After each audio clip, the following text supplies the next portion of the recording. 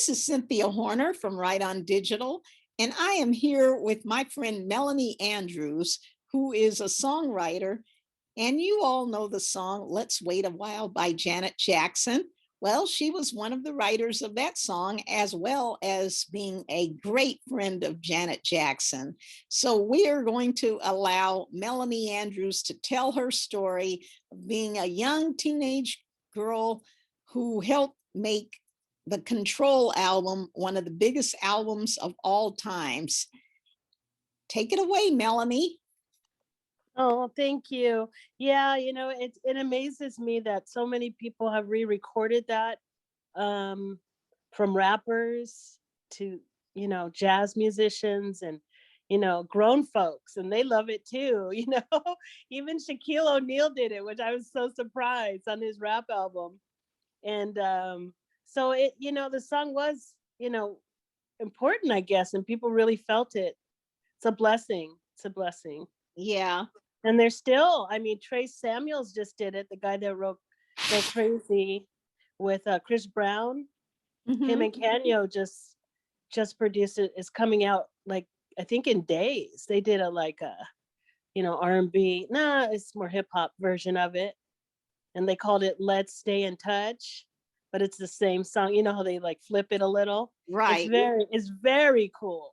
So even like the super young guys, new school, are doing it too. So it's so exciting. Yeah. And it's so cute that you said that you pulled the song out of the drawer, basically, and you and Janet kind of finished it. What was her initial reaction to what you had come up with? She liked it. I remember that night when I showed it to her, she was kind of sleepy, like not in the mood to write, I don't think. But I kept on her because I knew Jimmy Jam said, bring it back tomorrow finished. And so I had to get Janet's genius on there. And but she did it. She sat up and she just started spitting out lyrics. That's like, yes, that's it. So yeah, she liked it. She liked it a lot. The next day, I think she really liked it even more as we started to put it together. That's my thoughts on it. But because it was kind of late at night when I showed it to her. But I did know Control was going to do. Actually, now you're making me think back. I did know it was going to do something special, because when I heard the track to Nasty, oh my goodness, Jimmy Jam was playing us the track, and I just looked over at Jenna and I was like, wow. Yeah. So I did. You're right. I everyone felt it. I guess I did too. Now I'm thinking back. You're making me go back now, all my memories. Yeah, and I remember when John McClane first talked to me about the album. John, and yes. and he felt that it was such an important album for Janet. He knew that with the dream team, Jimmy Jam, Terry Lewis, everybody that was connected with this project, that there was no way that it would fail. And I think I remember talking to Michael about it, because he was kind of shocked too, because it kind of took him off guard as well, Right.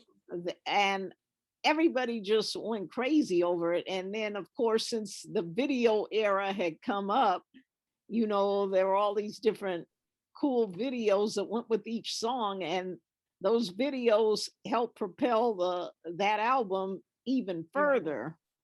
I know. Yeah, the videos really help sell the album. Absolutely. Yeah. Yes. So you have done so much more since working with Janet on that particular album. So would you like to mention a couple of other artists that you had worked with? Oh, sure. After Control, yeah. After the Control album, I actually signed a publishing deal with Paramount Pictures Famous Music. And so they had me writing with everybody. So yeah, I wrote 3 songs with Earth, Wind and Fire on the In the Name of Love album. And gosh, Chucky Booker and Shanice Wilson and Vanessa Williams and Portrait and um I gotta get out my bio. I forget, but lots of folks. And all my I've all worked my with a whole bunch friends, of people. I remember Portrait took me to an amusement park, Six Flags in New Jersey one time, and Mhm. had me on a roller coaster screaming my lungs out. And they had somebody take a photo. They had somebody on the ground take a photo of me in this roller coaster, hysterical. Oh wow, that's great. Yeah, Michael Angelo called me the other day because he saw a post that from Portrait. You know Michael, of course. Uh-huh. Uh-huh. He saw a post that I'm doing a solo jazz album, my first one.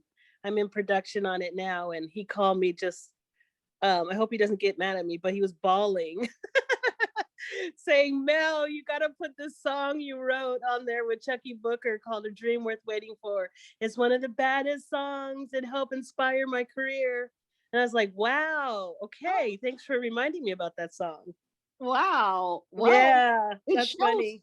it shows how your music really touches people, but Aw. that's what good music is supposed to do. It's supposed to touch you. It's not supposed to be something that's forgettable, which is unfortunately the problem with many songs today. They're not memorable, and that's Hmm. really what a song should be. It should be memorable and it should evoke emotions in a Yeah. person. Yeah.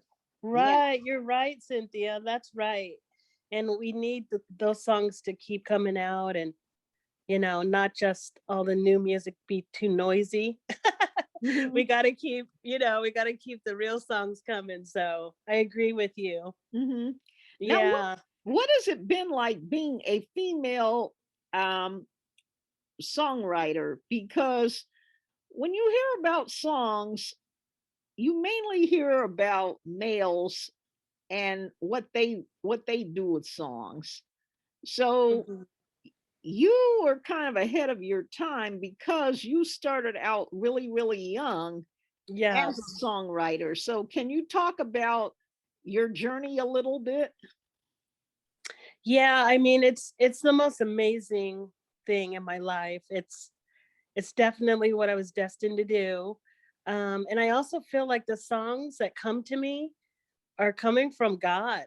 It's just because after I hear them finished, I'm like, how did I didn't write that by myself. There's no way, So it's really spiritual for me. And it's just a blessing to be able to write a song, and especially when you can affect people's lives in a positive way with it. So it's been wonderful in that aspect. There's challenges, when you get into the business aspect of it, of course. Um, Sometimes when you're being told to write something for a specific project, you might get told to write it a certain way, and it's kind of out of your comfort zone. So you have to figure that out. I went through all that because my songs are, excuse me, naturally very positive, that I feel that I want to write. But sometimes they want, suggestive lyrics or, you know, a certain thing. So that's been the challenging parts of being a commercial songwriter professional. But I've managed to maintain as well as I can. And some projects I've said no to. But yeah, it's just been a wonderful blessing in my life to be able to create music. Mhm. Now, Hmm. where do you get your some of your inspiration? Um, I get inspired from a lot of different things. I'm interesting that way. I could see a movie. I come out of the theater and write a song instantly from what I just experienced in the movie. Sometimes just someone says something to me on the phone, and I'm like, wow, that's a great one. I'm gonna write that song. That happens a lot, just by someone talking to me about something that they're going through, or something that happened that they saw. So it kind of just It's all different. Yeah, Mhm. and sometimes like even just driving down the coast, um, seeing the ocean, and I just instantly music comes to me. Something about me with water really inspires me too. So Mhm. yeah, it's a lot of different things that happen making a song. Now, I interviewed a few artists who told me that they get their inspiration from newspaper stories and the news, but they don't do R&B music. They do hip hop music. So Okay. so their lyrical content involves current day affairs and their take on the conditions of the community. So that's what they do. But Right. yours is more of a spiritual Yes. connection. Yes. And tell me, what are you working on currently? Yeah, like I mentioned before, I'm so excited about this. A few people in my life, peers, have told me to do a solo album. They're like, Melanie, you've sung on so many other people's albums and you vocal produced, arranged, and written. Just do your own solo album finally. And it never was a huge desire, but after I had kids and they start getting interested into, my career and what I do, I thought about it. Well, it would be kind of fun for them if I did an album, that would always be here. So I decided to do it finally. And so, yeah, so I'm in the middle of it now. And it's so exciting because of the music. Oh my gosh, the musicians. It's most of it is all live musicians, the Oh, live really? drummer. Yes, I'm so excited. I've been working with the Super Lowry brothers. They're a neo soul jazz group. They're twin brothers they're incredible. So they've been co-producing with me. And I have Gentry Daniels, and he's also an executive producer on it. He's super talented, and Chucky Booker's gonna be on there, and Paul Oh, Jackson Jr. great. Yeah, Paul Jackson Jr. on guitar, and Herman Jackson on keys, and on and on and on. So I'm getting all the boys on it, all my favorite writers, and most of my favorite musicians that are available. So yeah, so we're going live, unplugged with most of it, and then a few songs they'll like add maybe a little drum machine with the live drums, but most of it will be all live. So Mhm. that has been super exciting because the live trumpets, and oh my goodness, it's just beautiful. And it brings me back to the days where I was hanging out with my grandfather who played on everyone's album live with Quincy. So it's really been just fun. And I think that you're coming out with it at a good time because after what people saw Bruno Mars and Anderson Paak do at the Grammys, their Yes. band, I Yes. think that people were just mesmerized. I noticed on social media a lot, people were mentioning the fact that these are live musicians. Right. And they were just so fascinated with it because you don't really get to see much of that. So we will certainly be looking forward to your album, and so will the Yay. public when they find out about the different contributions that are going to be on there. That is so awesome. Yay. Thank you, Cynthia. Yeah, We'll let you yeah. hear it first. Oh, great. Yeah, And get your take on it. you have a daughter who also has music. So can you talk about her for a minute? Yeah, sure. Her name's Lauren Ashley. She put out her first single a couple months ago. She wrote the song and played piano on it, and she's a really, really talented songwriter. And I'm so proud of her. She's getting ready to transfer to it looks like it's either going to be UCLA or Santa Barbara. So she's in her second year of college, and music is just all in her. Hmm. So yeah, and the Sony's EDM label Thrive just did a remix on her single, one of their big DJs, and they're getting ready to release that as well. So it's exciting for her. But she's very into her studies as well. So I said, Lauren, these days you can do both. You can still put out your music while you're in college. So Hmm. yeah, so she's just starting out, but she's a heck of a songwriter. Oh, that's great. Now, Yeah. what advice would you give artists that want to do what you do and create music, not just be a vocalist? To create Just create be music a from song, yeah, songwriter. yeah, well, you got to keep writing a lot. You can't just write a few things and post it and think you're done for the year. I always tell new songwriters, you have to keep working on your craft and keep writing, because you never know when that song is going to do it, that's going to really catch on. So you got to keep creating till you find that magic.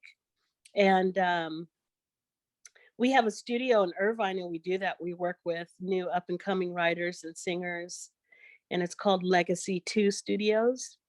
And that's basically what we do every day. Work with the new generation. Oh, okay. So yeah, yeah, that's something else we do besides create music. So Yeah. you are definitely leaving a legacy behind, and I think that's wonderful. Thank you, Cynthia. Yeah. Now, what Thank else can you tell me about yourself that the Right On readers and listeners wouldn't know that you've been up to? Well, like I said, the studio, I direct the studio in Irvine for new up and coming artists. And it's also a full service recording studio. So it's really cool. So we have that going. And then the new album I told you about. And Mhm. there's some new artists too that I've recently co wrote for. So they're coming out.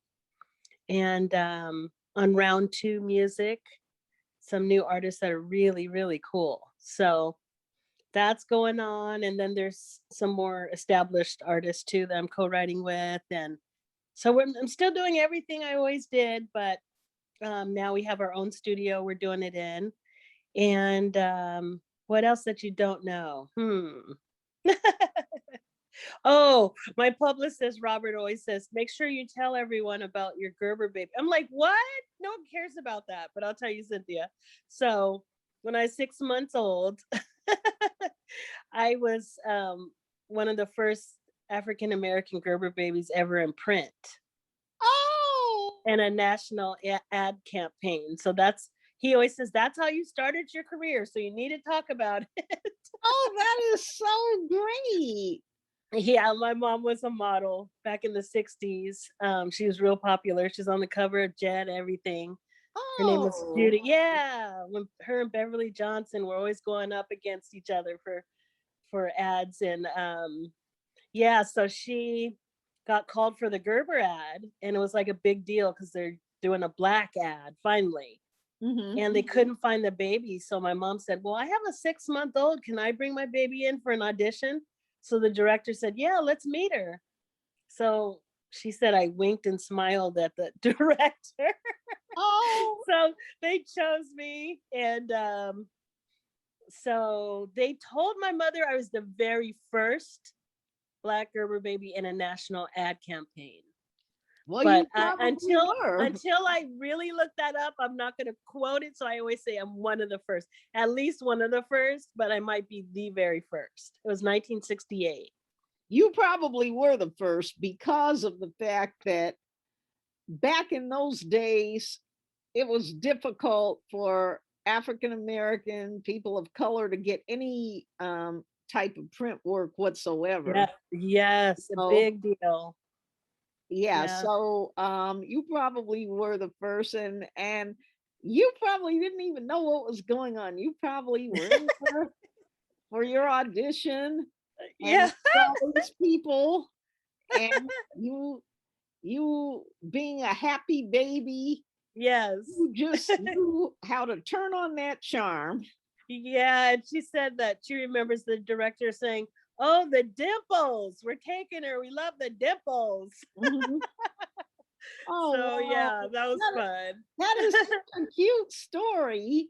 Yeah. And it makes me smile to think about that, as well as the story of you and Janet as teenagers, Yeah, I hanging remember I out met and you. That's just when I having, met you. yeah, and just having fun, and then creating magic in the studio.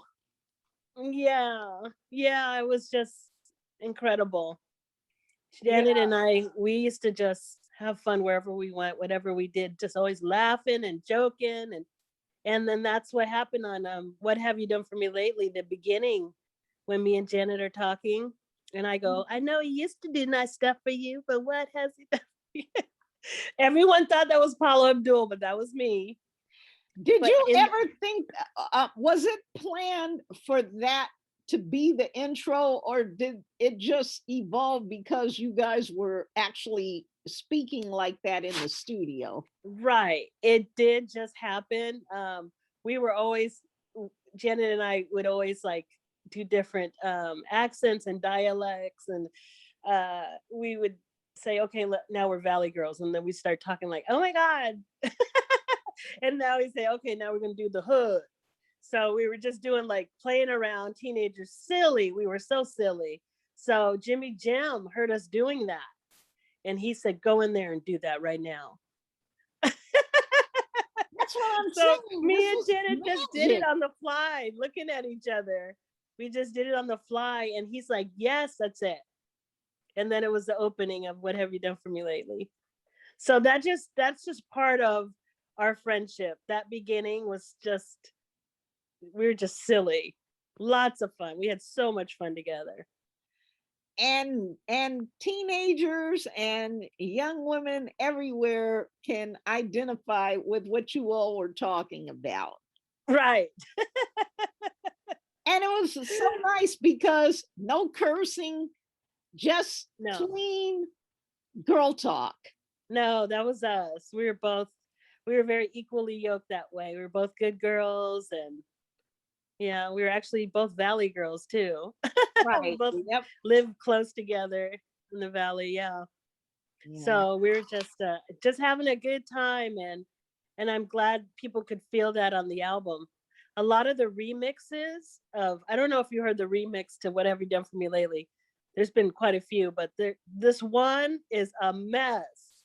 They have me and Jenna just screaming, laughing, talking about Golden Bird, and Oh, really? yeah, you got to check that one out. That's Yeah, good I'll memory, I'll good I'll have to look memories. that one up. Yeah. Yeah. Well, it has been a great, a wonderful experience talking to you, and we will definitely stay in touch. You won't be a stranger. Yay, good, And Cynthia.